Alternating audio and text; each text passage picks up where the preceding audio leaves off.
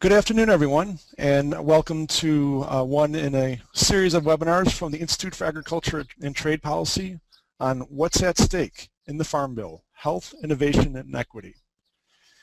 We've been doing a series of fact sheets here at IATP, and you can see on your screen should be our Farm Bill page, which kind of highlights many of these fact sheets.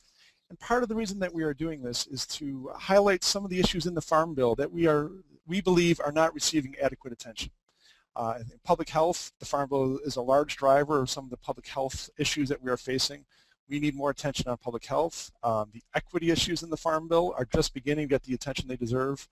And then the innovation and some of the concerns with the Farm Bill somewhat exacerbating some of the cropping systems that we have rather than promoting new and innovative cropping systems.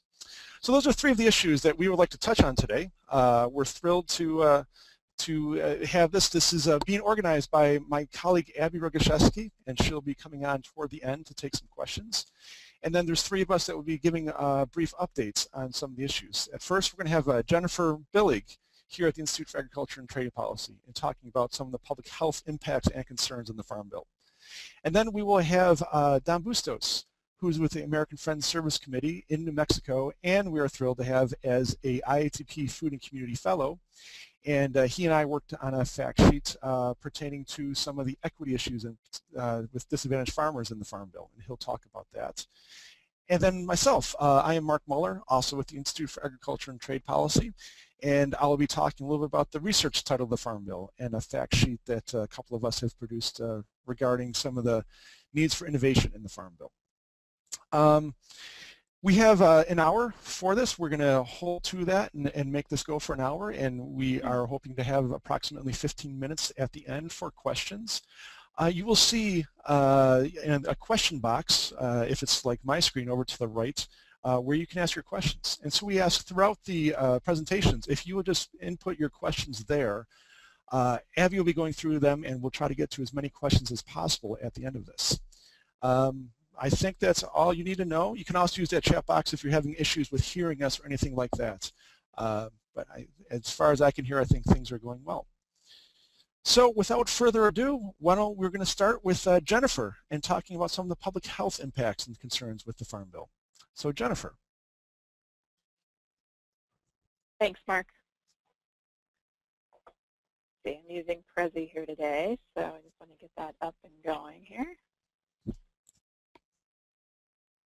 Looks like I better shut my Outlook so you don't all have to see my email messages coming in. Okay.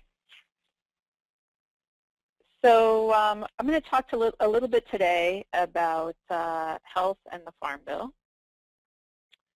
And I want to start just by giving an overview of the food system and what we mean when we're talking about the food system. And what we really mean is everything that happens and goes into producing our food, from the time the seed goes into the ground, and even what kind of seed is going into the ground, and the kind of ground or the quality of the soil and the air and the water that it's going into, to the time where the food lands on your table. And so it includes all of the farming aspects of that, all of the food worker aspects of that, the trade aspects, the food corporations, the agricultural corporations, and of course public policy, which is what I am going to focus on mostly today because we're talking about the Farm Bill.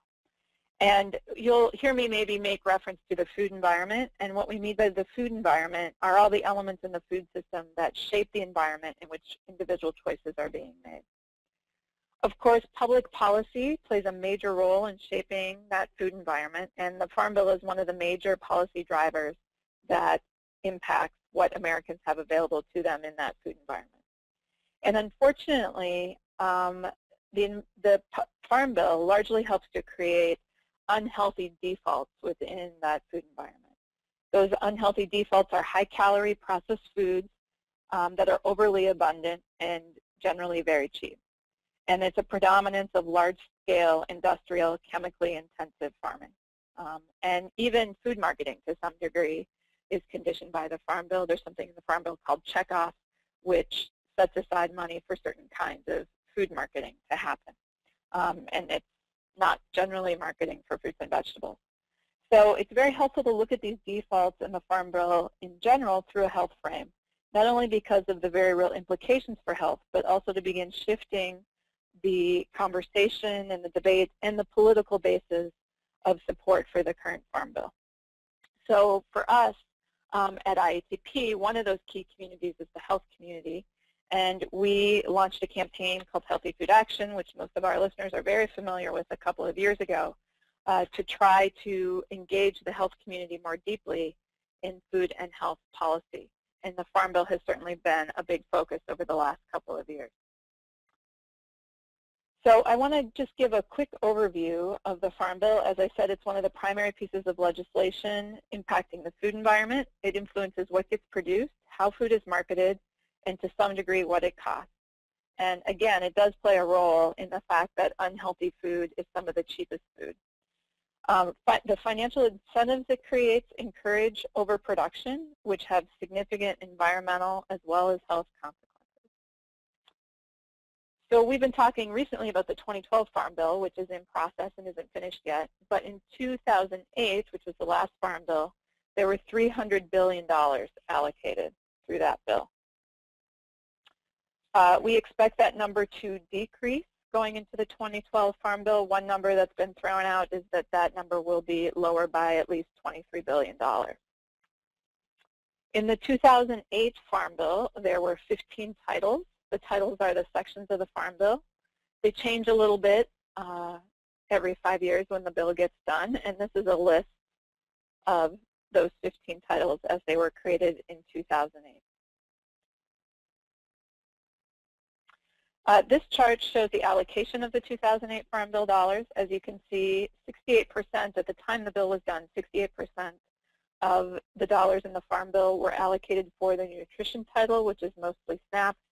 That percentage has actually gone up in the last few years as SNAP enrollment has increased. And specifically, amidst the economic downturn, participation in SNAP has risen 70%, 70% between 2007 and 2011. So now we believe that SNAP accounts for more like 75% of total Farm Bill expenditures. One thing worth noting, since a lot of folks are in the health community, is that the WIC program, Women, Infants, and Children, is not in the Farm Bill. It's actually authorized through the Child Nutrition Act. So one of the most important parts of our education efforts through Healthy Food Action to the health community is to try to help link health concerns back to the farm and to help health professionals better understand what their desired outcomes for health mean for farmers, particularly economically. And therein lies one of the core challenges and issues for balance when we're talking about the Farm Bill, which is balancing the public health outcomes that we desire for people to have greater access and to consume more healthy foods with farmers' ability to make a living. This is a core issue and sometimes a core tension. If farmers can't make a living producing healthy food, particularly fruits and vegetables, then they're not going to do it, and more of the produce would have to come from overseas, which, as many people know, introduces sometimes a new host of issues in terms of economics, food safety, etc.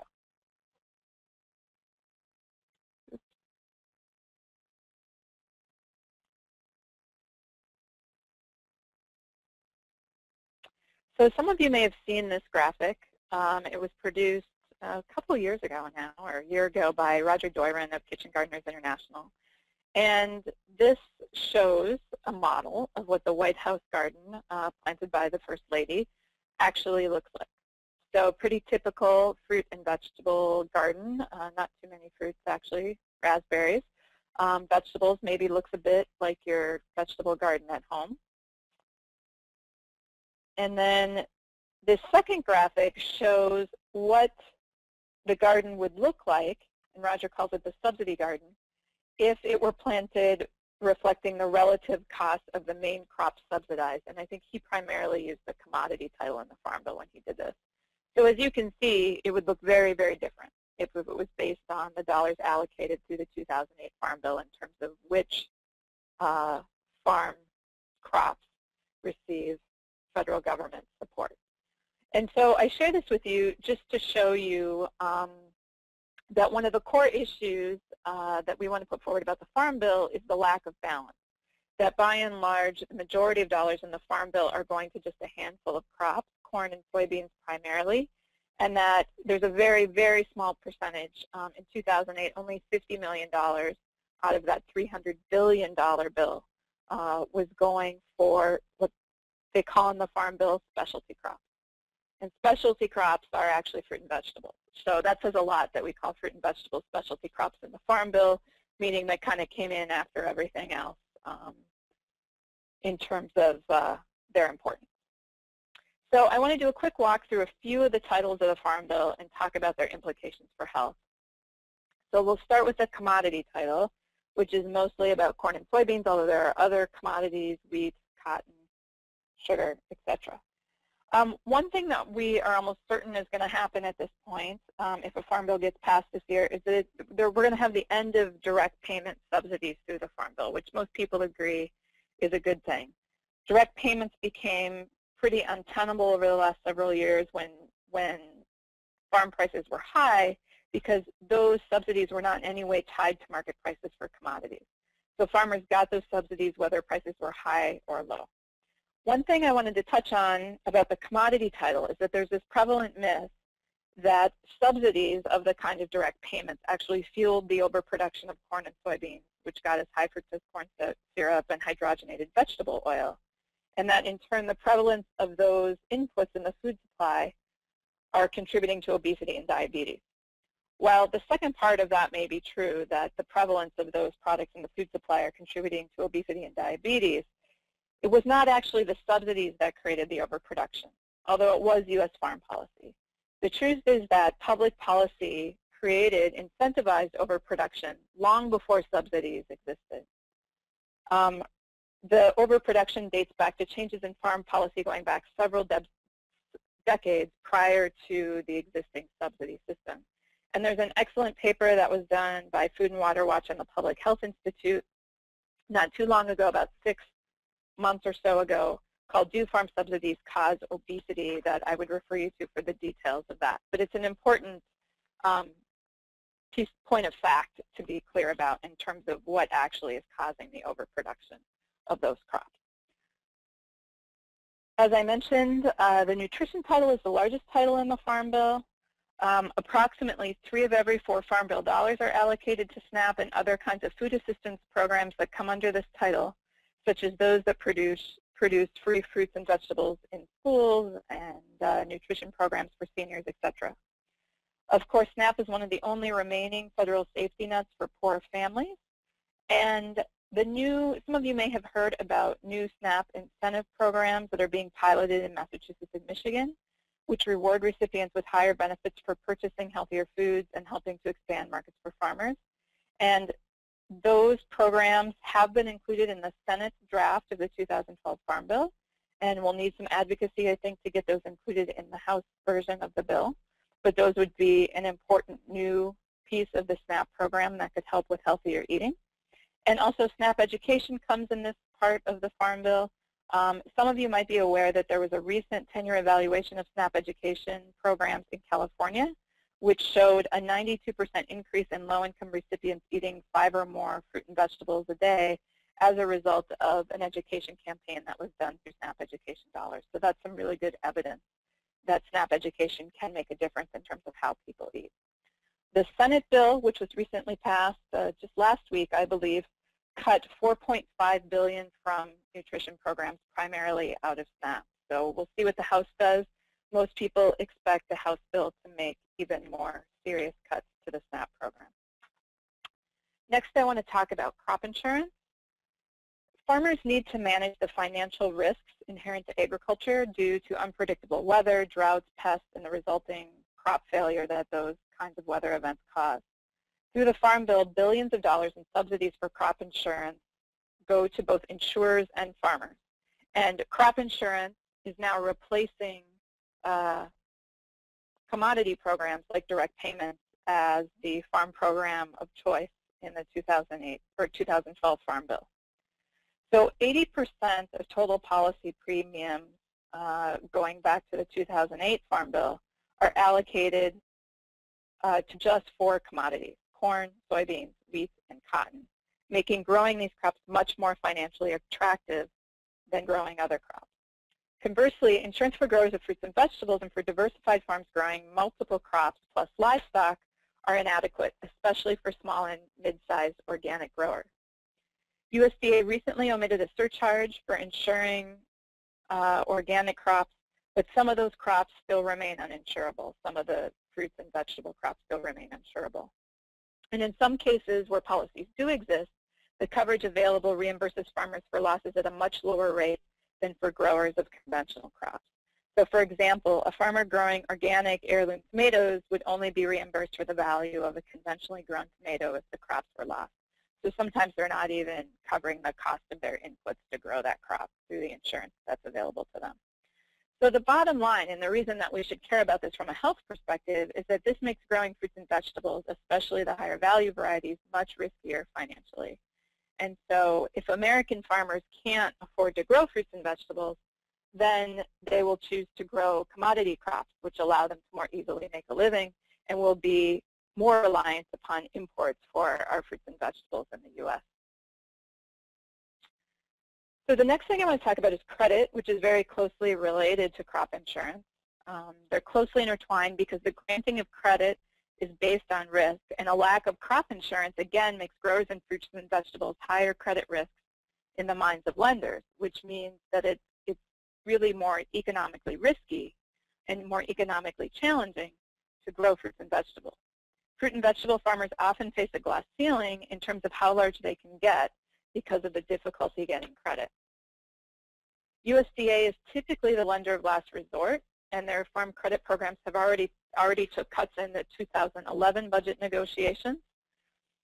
And given that the average age of the American farmer is 57, it's essential, credit is essential for helping beginning farmers to access land, seed, and equipment.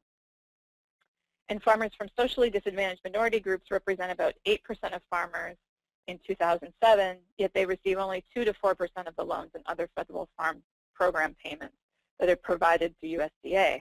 And this is important because 18 to 20% of farms that grow fruit and vegetables, melons, fruits, and trees are operated by farmers of color. So access to credit can significantly influence what crops farmers choose to grow, having implications for farming methods and the type of crops made available to consumers.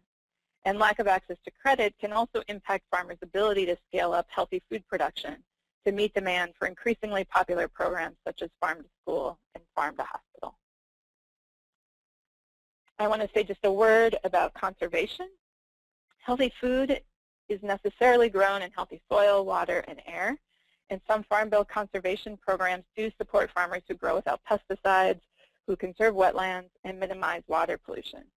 Incentives driving overproduction hurt the environment, especially since large-scale industrial farming is water and chemically intensive. And conservation programs funded through the Farm Bill provide a bit of a counter-incentive not to plant or plant in ways that do protect the environment, creating buffers between fields and streams and other kinds of methods. So it's important that we support money for conservation programs in the Farm Bill if we want healthy food. There was a move in the Senate bill which passed to tie crop insurance subsidies to conservation practices. And again, we'll need advocacy to make sure that that gets into the House version of the bill and into the final bill. So with that, I will turn it over to Don Bustos, who's going to talk a little bit about equity in the Farm Bill.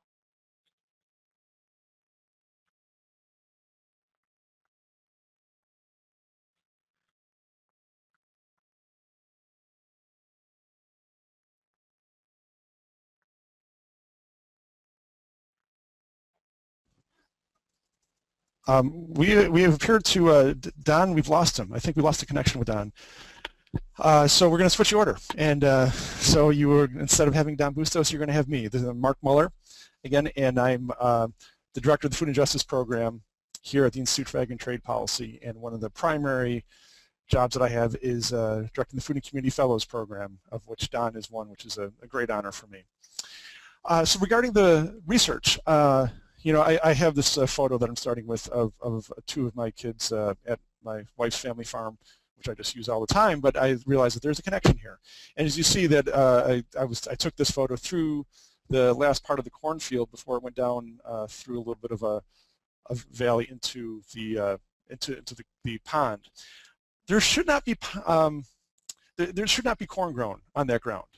And we've been trying to change that, and we are getting into the Conservation Reserve Program. However, I just wanted to point out that there's a lot of reasons why corn is grown in places that it shouldn't be grown. And one of it is that we, excuse me one second, okay. One of the incentives for it is that there's been a lot of research and incentives for growing corn. And my wife's family farm is one of those places where those reacted to those incentives.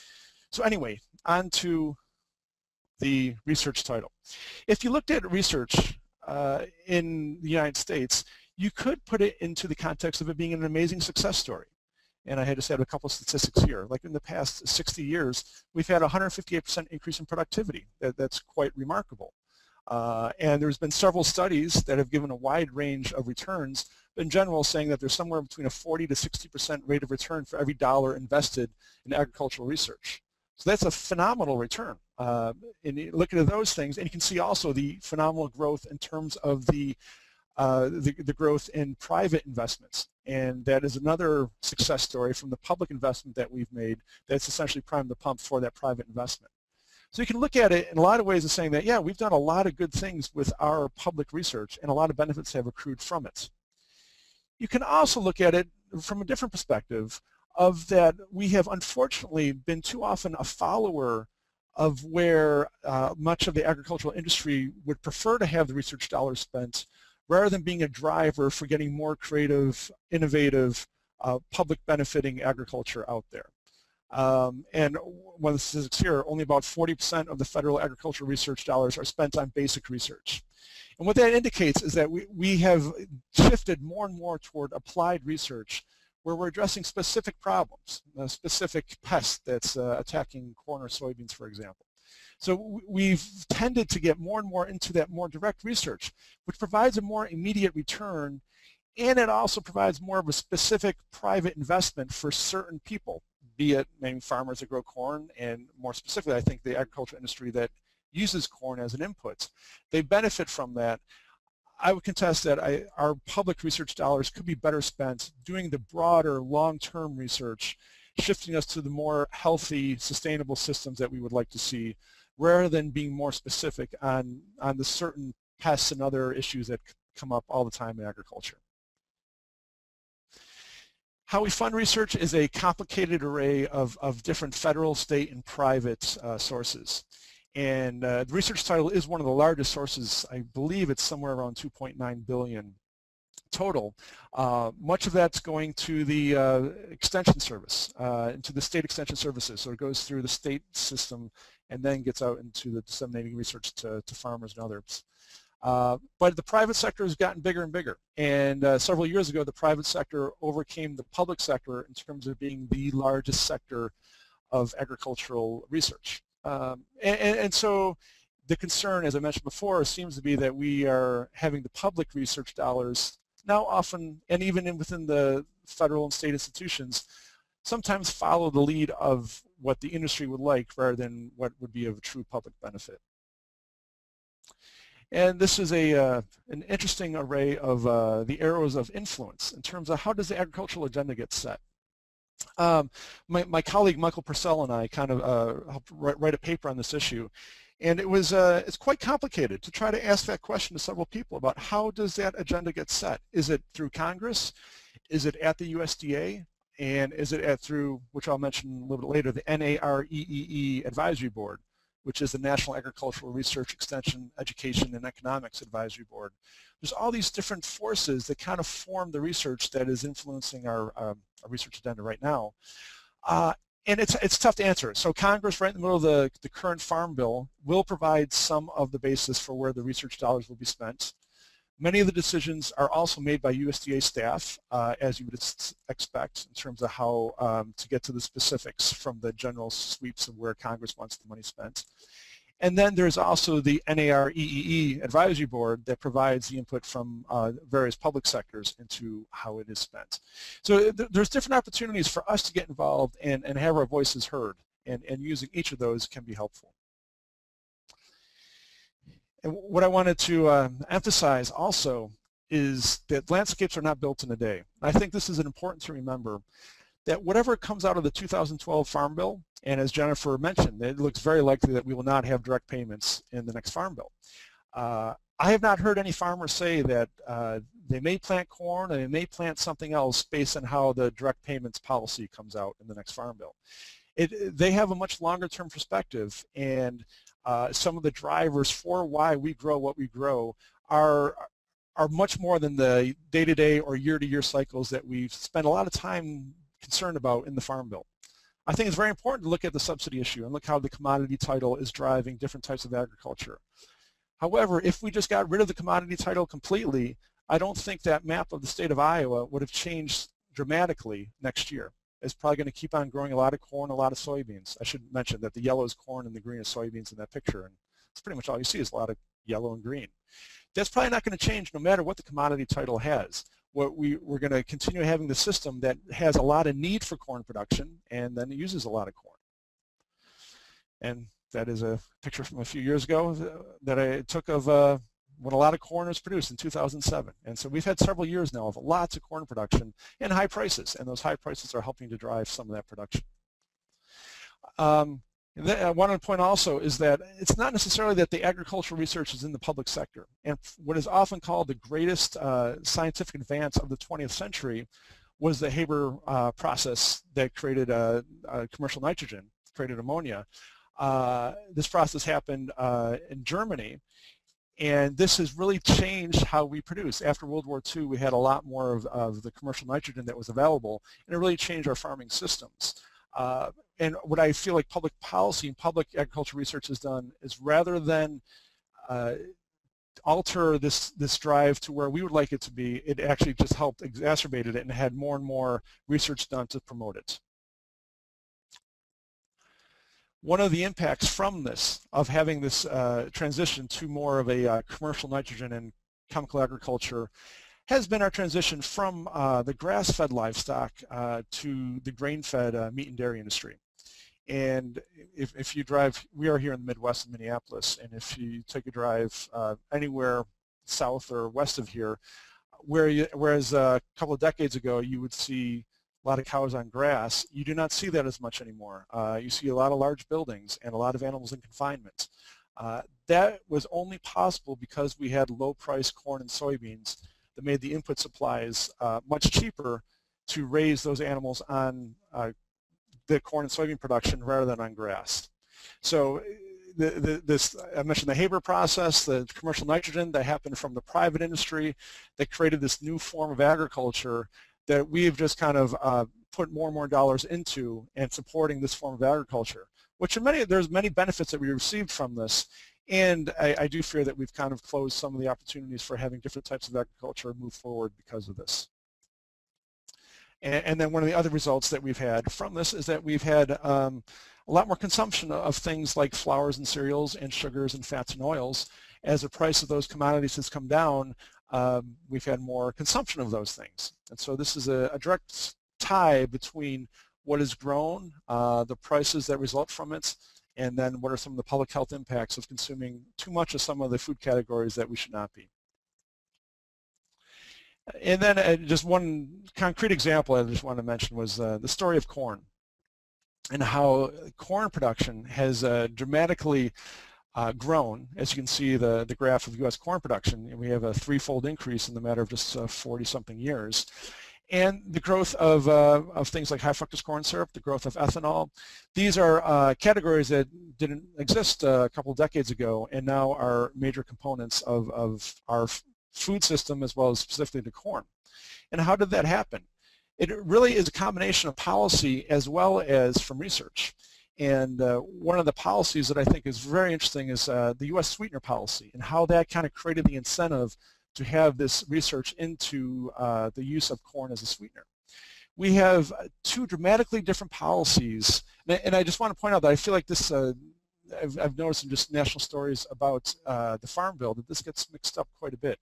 We have dramatically different policies for cane sugar and for corn. For corn, we have tended to drive the price down and have low prices for corn and then make up the difference for the farmers through subsidies. For cane sugar and for sugar beets, we have a much different policy of where we have a supply management system that keeps the price at what's called the fair price for farmers, not too high for consumers and not too low for farmers, so that price of sugar is maintained at a higher level. The price of corn has been driven down much through U.S. policy. And so we had a wide discrepancy between those two and made it so there was a great incentive for companies to find a way to use corn to make a sweetener instead of for sugar. So that was the policy incentive that was created. And in turn with that was the research that was done in both public and private to go from corn into this high fructose corn syrup that is now pervasive in so much of our processed foods. So there's interplay here, and you can't say that just because of research, public research or private research, that is why we have high fructose corn syrup. But what you can say is that there's this interplay of policy as well as with research, and you can't really place the blame in either place or put the success in either place. However, the two of them interact in ways that we can never really predict. And I don't think we would have predicted a few decades ago that we would have about half of our corn going to ethanol and that we'd have a large chunk of our, right around half of our sweeteners are now coming from corn. But that's the way this works. Then in terms of how to make system change, okay, so I wanted to kind of lay the groundwork for how I see some of these systems working. Now, how to make the change. And where I feel is that we have some opportunity to use some of these research and price drivers to make the change rather than focusing too much on just the commodity title. I think it's important to look at the commodity title and what we are subsidizing and how that influences, and to be perfectly frank as well, the unfairness in some of these systems and how it benefits some farmers and not other farmers. However, if we want to make a long-term change in the food system, I would think that looking more at terms of where our research dollars are going could make a great difference.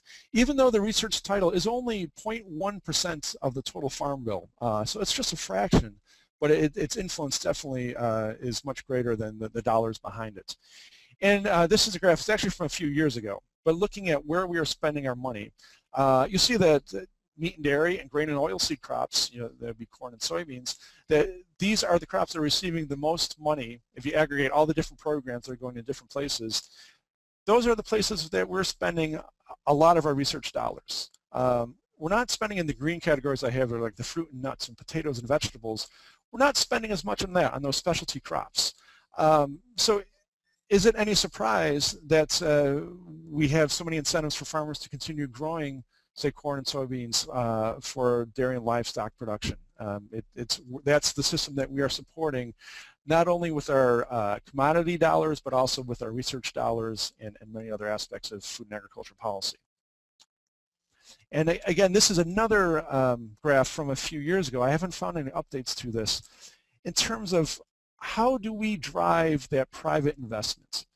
As you can see from this, particularly the middle couple of bars on ag chemicals, we've had a dramatic increase in investment, private investment in agricultural chemicals. We have created a platform that makes it that it's much more incentive for the industry. We made it profitable for the industry to focus on developing new agricultural chemicals, through our patent law, through many other things. And so there's been a lot of investment there, and there's been a lot of use of agricultural chemicals. Some for very good reasons, others you might contest have not been so good. But if we want to have other private research, perhaps we should be thinking a little bit more about what it is that's driving how the private industry spends its dollars and how it can create more incentive for putting more investment into specialty crops, putting more investment into healthy foods research, different things that we as in the public, for the public benefit, could be there, but we just aren't putting the dollars behind there, either publicly or privately. So getting down to the specifics for the research title and issues of concern that I just wanted to throw out there. Number one, there's a very impressive new program that came from the 2008 Farm Bill called the Agricultural and Food Research Initiative. or AFRI. And this program, it gives a very nice broad perspective on many different issues of concern in food and agriculture. It has an impressive program and has a lot of opportunity. If I remember right, it's only receiving about 40% of the funds that could be appropriated to it. And so having more support for that could be a good initiative for public health and others in food and agriculture to get more out of our research dollars. A second concern is congressional earmarks. And there are some that are in favor of congressional earmarks, saying this is one of the better ways for those of us who are active in congressional lawmaking to get our voices heard and get our programs passed. However, when you look at it from a research perspective, it's generally not a good thing because the congressional representatives, their incentive is to find specific policies. They're going to try to find research dollars directed toward places that are very specific to the needs of their district or their state. They're not going to provide that broad-based perspective. Not going to have an earmark that has a broad perspective on what we need to have changed. It's going to be very specific. And so I think the more we have those congressional earmarks, the more we're going to have those challenges of just having it very focused on a very small community. The third one I want to mention was the Foundation for Food and Agricultural Research. I was just reading about this as part of the Senate Ag Committee's Farm Bill, and I am not really clear about where it's going forward with. What this looks like is it promotes public-private partnerships for agricultural research. We can often think of that as a good thing. It is being touted that it's finding new ways of bringing private research dollars into the public research community. So in that aspect, it could be a good thing. What concerns me is just these public-private partnerships in general. I feel too often can get co-opted by the private industry perspectives, and it would take away from where we want the public dollars spent. So I look at that one with a little askance, with some concern. And then finally, and Don might mention more about this, is the research for disadvantaged farmers. There are so many farmers around the country that are not benefiting from the commodity title, from the research title, from so many parts of the Farm Bill. And it's a type of agriculture that we need. We need to have farmers, I would say, like Don Bustos, who actually had the honor of visiting last week in New Mexico, that are farming with such limited water in ways that, unfortunately, more and more of this country needs to learn how to do. We need to find ways of capturing that knowledge and promoting that type of farming and that indigenous knowledge that is throughout the country that is being lost as it gets overpowered by the dominant paradigm. And then finally, looking at how we can get our voices heard, how we can, if we have concerns about how research is spent and how the direction of food and agricultural policy, how can we make a difference? Well, the one right now that's right in front of us is Congress, as the Senate has just passed its version of the Farm Bill, so we don't have that much opportunity with the Senate at this point, but we're going to have a lot of opportunity with the House. The House should take it up sometime in July. And so please get your voices heard. Let your congressional representative know how you feel about how money should be spent. And then through USDA staff, and specifically through the Undersecretary for Research, Education, and Economics, Kathy Witecki right now. It's a relatively new position formed in 2008 that kind of oversees all of this research. And it's a very important position. And the more that we can let USDA staff, who makes a lot of important decisions just through this development process, through the rulemaking and the rest, we need to let them know how we feel about this. And then finally, a very specific opportunity that I want to mention, the National Agricultural Research, Extension, Education, and Economics Advisory Board. This is what is the public advisory board that provides guidance to the USDA in terms of how it spends its research dollars. We have an opportunity right now because there are nominations that are being accepted until the end of this week for someone to serve on the NAREEAB advisory board. Please, if you are at all interested, please just Google search that and the nominations, and you get more information about it. There are specific categories that they're looking for. One of them is from a family farm organization. Another one is from a human health organization. So there may be many people on this webinar that could potentially serve on that. I've looked at it for myself. I didn't see a good category for me to fit in with that, so I am not going to put myself up for nomination. But I would love it, and I would ask if anyone would like any help with that. Please let me know, and I'd love to support you on that.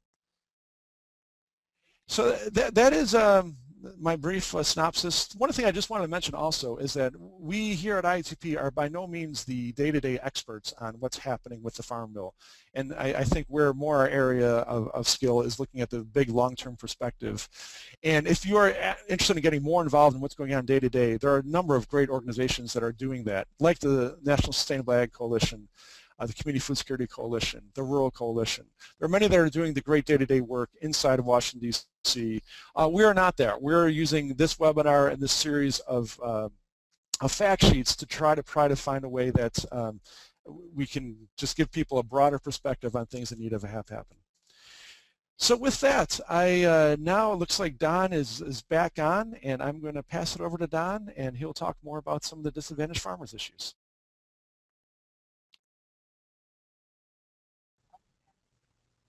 So well, Mark, thank you very much for introducing me, and I want to thank Jennifer and both Mark and IATP for hosting this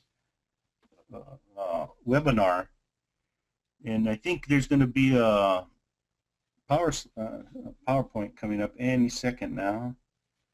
But I wanted to also thank Dr. Laura Ackerman for actually doing a lot of the groundwork, doing a lot of the research, and pulling a paper together for the disadvantaged farmers, and it's titled Addressing Inequities in Federal Programs for Farmers of Color. I wanted to give you a little bit of background about myself. I am really proud to be a fellow for IATP this year, along with the other fellows. I also work for American Friends Service Committee about 9 years, and we work in communities of color, socially disadvantaged and limited resource communities. And I'm a small farmer, certified organic farmer. I've been farming all my life. Inherited the land from my parents. They've been farming for 300 years plus on the same land. And I have personally, and with the people I work, have run into some of the barriers in the federal farm bill and in farm policy that don't allow people of color to access them.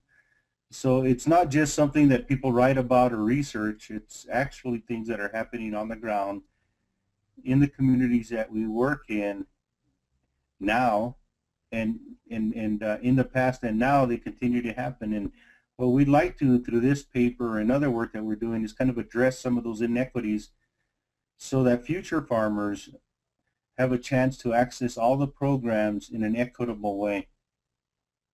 So the disadvantaged farmers, addressing the inequities in the farm programs. The farm programs is one part of it, but there's a lot of things that put farmers at risk, including severe weather, pests and diseases, dramatic fluctuations in both costs and prices, and then the markets also. And then the way the Farm Bill and other programs are set up for different kinds of markets than the socially disadvantaged communities that we work with, or people of color. Next.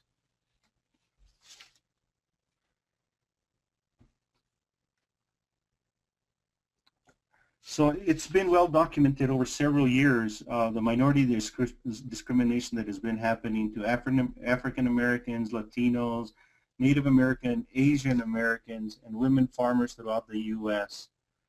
And another interesting fact that has been coming out of this research is that minority farmers receive less than 2% of all federal farm bill resources, yet they represent about 8% of the farming population today. What isn't said here either is the increase of people of color from other countries or new immigrants to the United States. That's the largest growing population in the U.S. of farmers is new immigrants. So there's a whole other demographic also that hasn't quite been addressed through these discrimination cases. Next, please.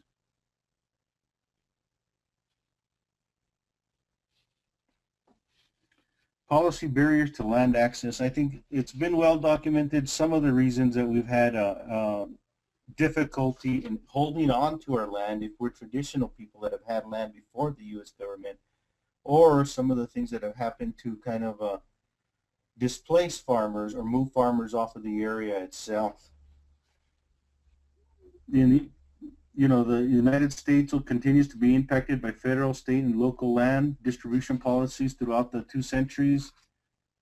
There's been a lot of acquisition of native lands through the gifting of settlers of traditional lands.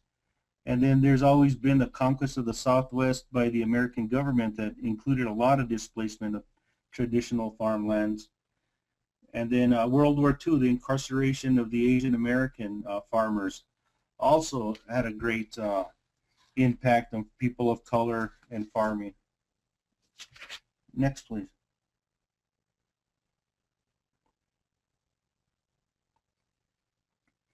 Some of the historical challenges that have always been happening is that many of these USDA programs have not been equitable, and many of these discrimination practices came to light in 1997 in the pig fur lawsuit, which was brought against the USDA.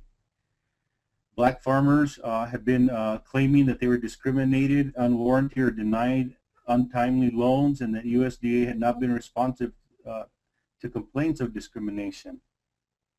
The USDA study also found that in 1990 to 95, loans received by black farmers were on average 25% less than what were received by white farmers.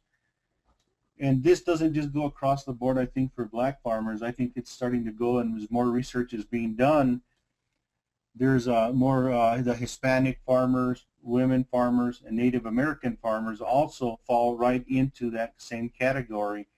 And as the Pigford case brought to light, other lawsuits were starting to come into it, and the different kinds of Native American lawsuits, the Hispanic lawsuits, and then the women farmer and ranchers in 2011. These lawsuits highlight the complexity of access to financial support faced by farmers from racial ethnicities and minority communities. So it just goes on to say, and it's been well documented through these kind of lawsuits, how unfair USDA programs have been to people of color and underserved communities. So it's not just anymore, it's not just anecdotal evidence, but it's been researched, and the attorneys on both sides have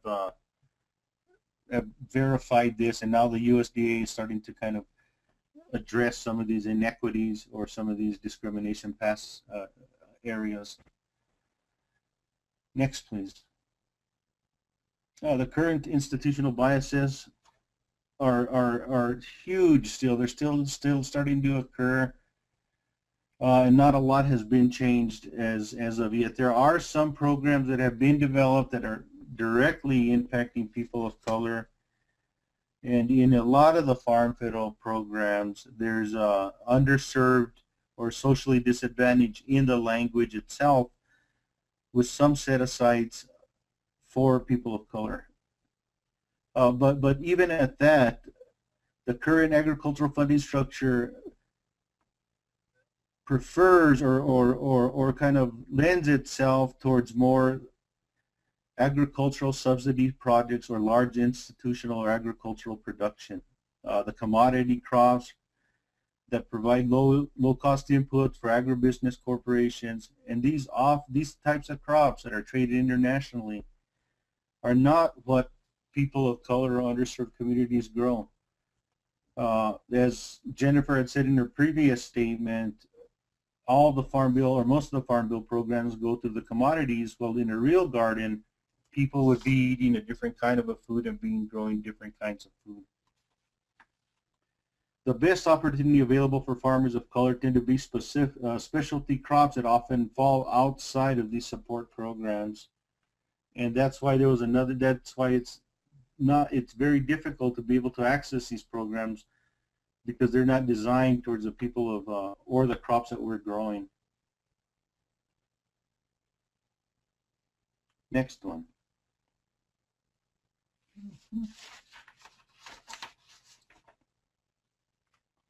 These are just some of the photographs I wanted to share with you folks of what some of the smaller farms or people of color that they do, and that they aren't doing big, large row crops.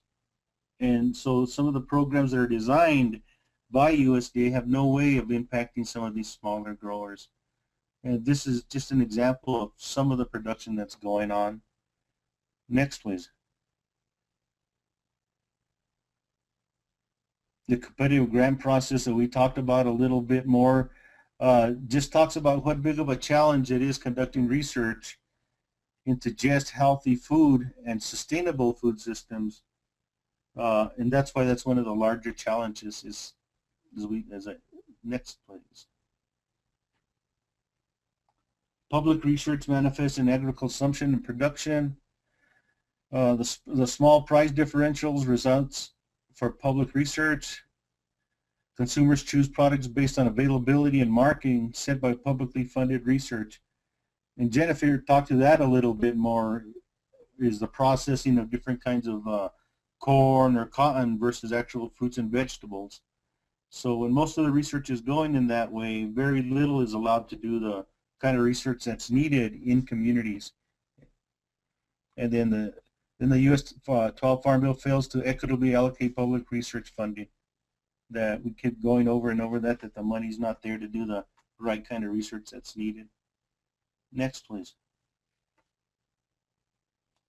Healthy consumers, two sides of the same coin. You can't have healthy consumers with healthy food markets and healthy farmers. Next.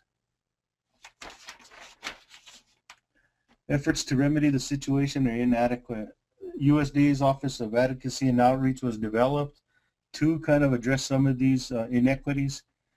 And I think as of May 18th, the Office of Advocacy and Outreach was under an internal audit by USDA.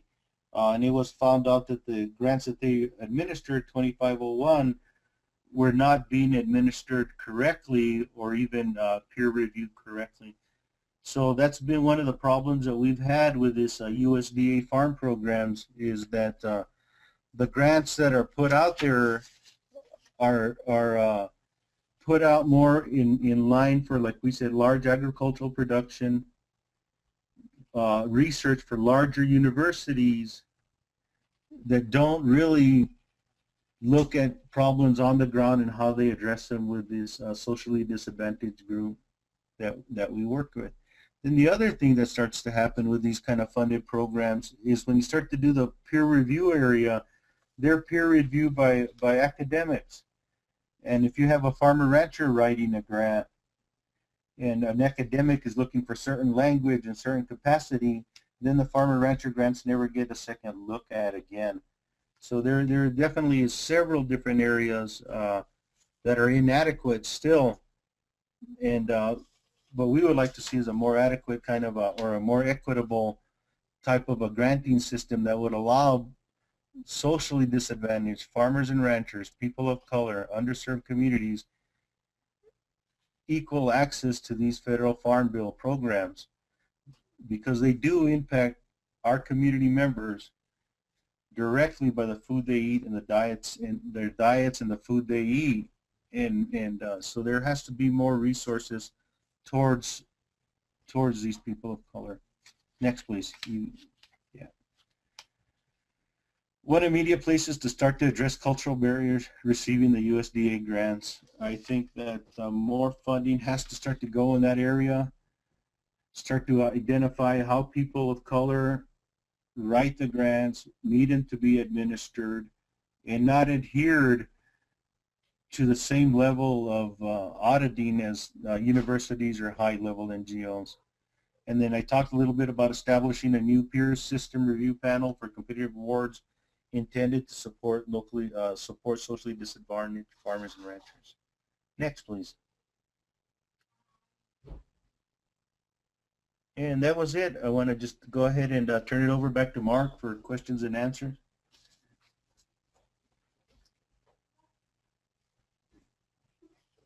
All right, thank you, Don. That was a great synopsis of some of the equity issues in the Farm Bill. And so now we have a few minutes that we'd just love to have a few questions.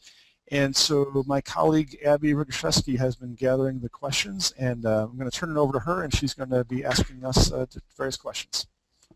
Great, thanks, Mark. We have a few questions coming through here, and I think we have time to answer a few of them. I think maybe this is first a question for a question for Don. Do you have any recommendations on how we can build the advocacy agenda for farmers of color from the ground up? That's a very good question, and there are organizations that are starting to meet and having those discussions now. Is how can we have a movement from the ground up, people of color representing ourselves instead of outside groups representing us or speaking for us. Part of the idea of the equity is being able to have a voice at the table. So I don't think that I have any real answers as to anything that's going on, but I think people are starting to sit around the table and discuss it across sitting at the table together instead of competing against each other for it. And this is Mark, and if I could throw something in also, as I got to say, someone who in the past couple of years has just had enormous respect for the various farms, particularly of farmers of color that I visited recently. I really think that it should be part of the public health agenda, as well as for many other of the public constituencies, to see the benefits of us having a more equitable agriculture that is not only good for the farmers, it is also good for all of us, because many of the farmers are growing specialty crops that are not receiving the attention that they deserve, and they have developed systems that work well in these unique niches and unique ecosystems. And so I would urge, particularly I know that we have several people in the public health audience on this webinar, to think about this as part of the overall public health agenda when thinking about food and agriculture.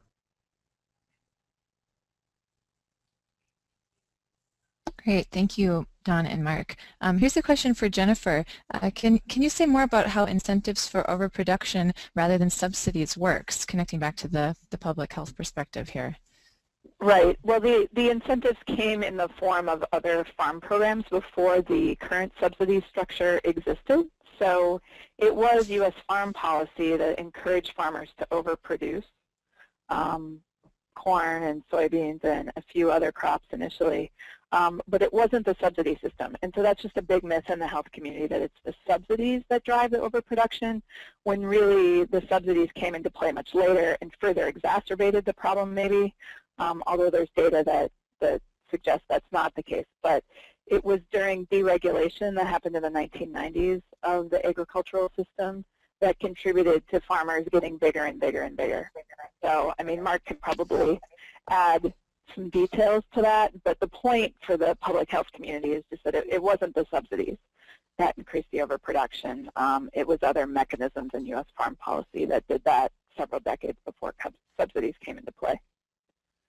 Mark, can you add to that? And also, we just had a question come in of what is the difference between a subsidy and an incentive? Could you answer that and add anything else that you wanted to add to that answer?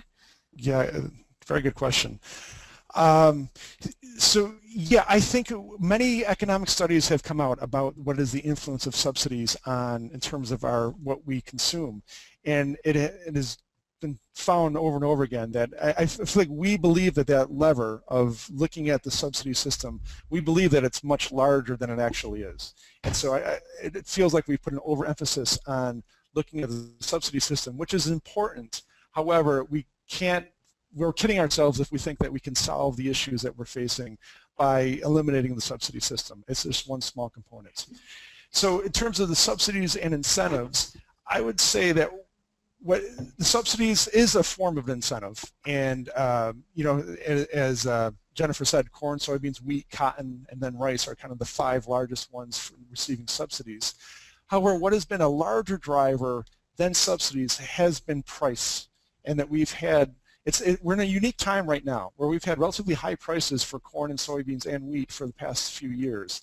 However, if you look over decades, you know, from say the 1960s on, we've had a system that's driven the price down of these commodities below the cost of production many more years than not.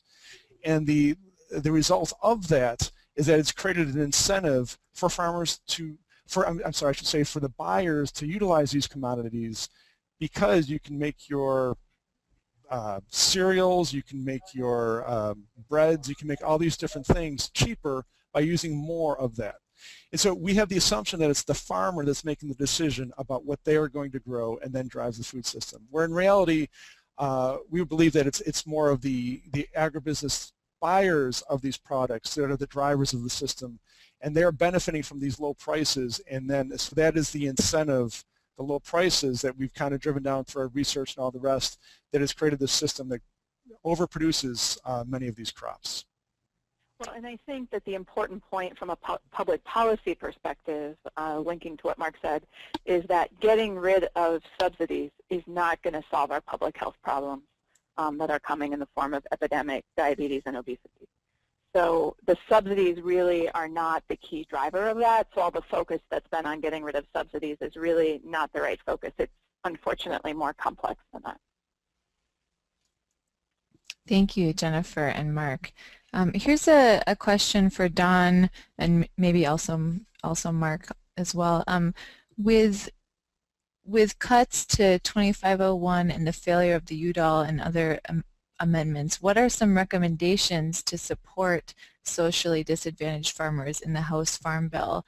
And also, are there any specific representatives that are supporting socially disadvantaged farmers in the House? Mark, I don't know if you have anything on that. Yeah, I was hoping you were going to take that away, Don. That is a very good question, and as I kind of referred to before, I feel like that we are not the experts on the inside baseball that is going on right now. We do need more champions in the House. We have some. I'd say that you know, the Rural Coalition has been a good leader in this. I think checking out their website might be helpful. And I, you know, looking at what are some of the possibilities for the House, they want to have more budget cutting than has happened in the Senate, and so they're going to be looking at making even greater cuts, particularly to SNAP, but also many of the Farm Bill programs.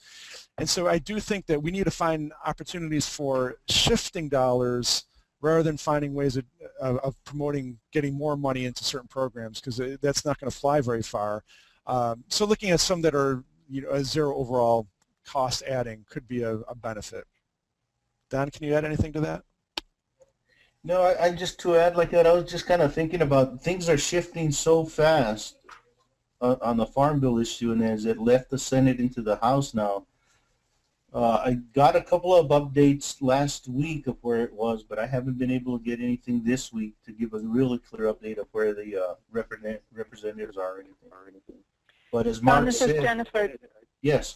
Do you think the fact that veterans were included in the 2501 program in the Senate debate might help on the House side in terms of support for that, or do you not expect that to be much of a factor in resurrecting funding? You know, I don't think part of what happens, I don't think there was enough planning into that addition into the 2501 for the veterans, and I think behind the scenes there had been a lot of disagreement as how it was introduced, and so I don't know if it has a lot of traction or not. And I think, as a matter of fact, I think that's part of the problem, is that the inside organizations that do this lobbying for people of color and underserved are competing against each other, and they're having insider fights, and they don't see how it's impacting us on the ground in the field. So when one organization introduces these types of amendments and then the other organizations don't agree with it, I think our representatives and senators start to get mixed messages, and I think that's where the other caller made such a big difference, is when people start to speak for themselves, then there might be a different perspective on this kind of a Farm Bill activity. So to be honest, I don't have a lot of faith in what's going on right now in the 2012 Farm Bill. I just seen people of color completely left out of the process, socially disadvantaged people kind of put to the side, and then the whole kind of argument of economics always came back in. That might have been too long of an answer. That's great. No, thank you, Don. Thanks. Maybe, you know, I want to be respectful of everyone's time. Maybe we'll just do one last question here. What provisions in the Farm Bill exist for the growing movement of urban farmers? Are they included in a specialty block grant? And how about anything addressing farm labor? There were a couple of pieces in the Senate bill that go to some of the urban farming. There was the Community Food Projects Program, which the Senate bill doubled mandatory funding for that program to $10 million a year, which $10 million in the Farm Bill is not very much, but still it did get doubled, and it was good to hang on to that program. There was some support for the Farmers Market Promotion Program, which is not exactly urban farming, although it does give urban farmers support for getting their products to market. There was some more money for the Specialty Crop Block Grants Program, which may also be of use to urban farmers. The Healthy Food Financing Initiative, which is really about getting more healthy food into underserved communities, was authorized again through the Senate version of the Farm Bill, so that could help create a market for urban farmers. But there are only a couple small pieces for urban farmers in the Farm Bill, but those did make it into the Senate version of the bill. The trick will be getting them into the House version and surviving conference committee. Yeah, I think Jennifer, go ahead, Mark. I think you went over well some of those provisions, and I'll add on in terms of the labor issue. Yes, labor is not a component of the Farm Bill, as the Farm Bill largely provides authorizations to USDA, and labor issues are in the Department of Labor. And as many people know and have talked about, this is one of the grave injustices that we have in the society, that we have our farm labor often performing the jobs below minimum wage, and we don't have a good vehicle for addressing that. I see, actually, I'm looking at the Senate version. They have in the miscellaneous title something called Grants to Improve Agricultural Labor Supply, Stability, Safety, and Training. I know nothing about that, but it looks like there's at least a placeholder in there under the miscellaneous title for doing something about that. However, addressing some of the injustices in the labor, farm labor is just not part of the Farm Bill, and probably not the vehicle for addressing this issue.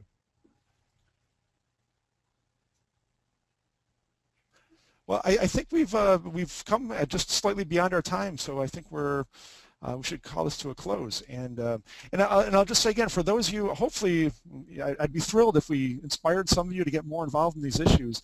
And please go to the ITP website, and also please check out, as we mentioned before, our partners in this work that are inside the Beltway and really looking at, from the farm groups like National Farmers Union to groups like National Sustainable Agriculture Coalition, the Community Food Security Coalition, the Rural Coalition. These are the groups that provide us with the updates of what's happening in there. And we have to keep on working not only for a good Farm Bill now, with the recognition that this Farm Bill is not going to get what we want. We have to go beyond the Farm Bill as well and look at other policies, other on-the-ground movements, and other things that we can do to make the food system that we really want to see. So thank you for participating, and as mentioned before, you can go to Healthy Food Action and to see this webinar. In a few days it should be up. And thanks again to Don and Jennifer and Abby for providing the support here. Thanks again, and have a good day.